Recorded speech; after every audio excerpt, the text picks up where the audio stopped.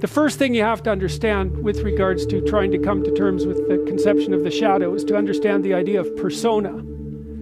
And persona is the you that you present when you want people to accept and like you. Often like. Let's say that you go to a party and you're trying to impress the people that are there and you're trying to get them to like you. And so maybe you get jabbed at a little bit and you laugh and you go along with everyone so that they like you, and then you go home and you're bitterly resentful about the way that you were put down at this party. And that's going to make all sorts of aggressive, I wish I could have said, it's going to make all sorts of aggressive and vengeful thoughts sort of flash through your imagination. Well, the first part of the problem is that you were too much persona, right? You sacrificed yourself in some sense at the party so that people would like you. And in the second part, you're refusing to admit to the existence of those elements of you that would have actually protected you from doing that. So let's say you go home and you're all bitter and resentful and you have fantasies of revenge. I mean, that reveals to you the shadow part of you that's aggressive.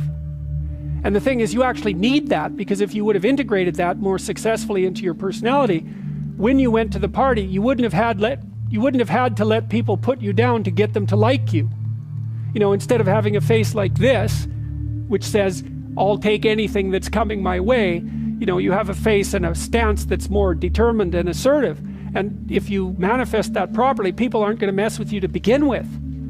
But you may have already adopted a morality that says, well, I have to be likable and I shouldn't do anything that causes any conflict and I shouldn't ever, hurt anybody's feelings. And so you're just to present yourself as a punching bag, and you think that makes you a good person, but it doesn't. And there's no integration of the shadow in that situation. So you see that at the end of the movie, when I mentioned this, when Simba climbs up the rock to take control of it, all the female lionesses bare their teeth and he roars.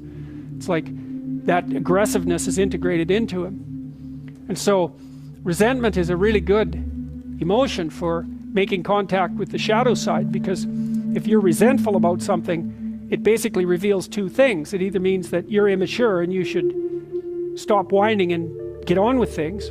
Someone's asked, this often happens with adolescents who are asked, say, by their mother to clean up their room. They get all resentful about it. It's like, shut up and clean up your room. It's not that much to ask.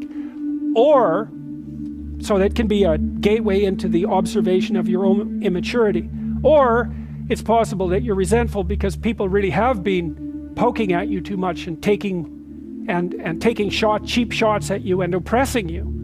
But what that means is that you've got some things to say that you haven't been willing to say or don't know how to say, right? You can't stand up for yourself properly. And in order to do that, you have to grow some teeth and be willing to use them. And again, that's something that might violate your morality, because you might say, well, I shouldn't be able to bite people. And the thing is, yes, you should be able to bite people hard. And if you're able to bite them, then generally you don't have to. But they need to know that you can, because otherwise, especially people who are badly socialized, they'll just keep encroaching on you and encroaching on you and encroaching on you and encroaching on you until you put up a wall. Like someone who's really well put together won't do that, because they're sophisticated. But if you run into people who only have boundaries because other people impose them on them and you won't do it, you're going to be the bullied one in the office, for example. You're not going to get a raise. People aren't going to credit you with your own work. Other people are going to take credit for it. And you're going to go home angry because you're doing your best and you're trying to get along with everyone and nothing ever goes your way. Well, it's because you're a pushover. And you think that's good because you confuse harmlessness with morality. It's not right. Just because you can't do any damage doesn't mean you're moral. It just means you don't have the capability for mayhem. And that makes you a pushover. I mean, the Jungian stuff is very, very dark, It's very dark, because his notion of what constitutes a moral human being is much different from the typical view. He really thinks you get that horrible side of yourself integrated so it's up there where you can use it.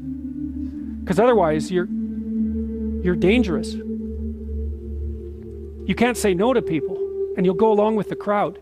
And then if the crowd does something particularly pathological, which it's liable to do, you won't be able to resist it.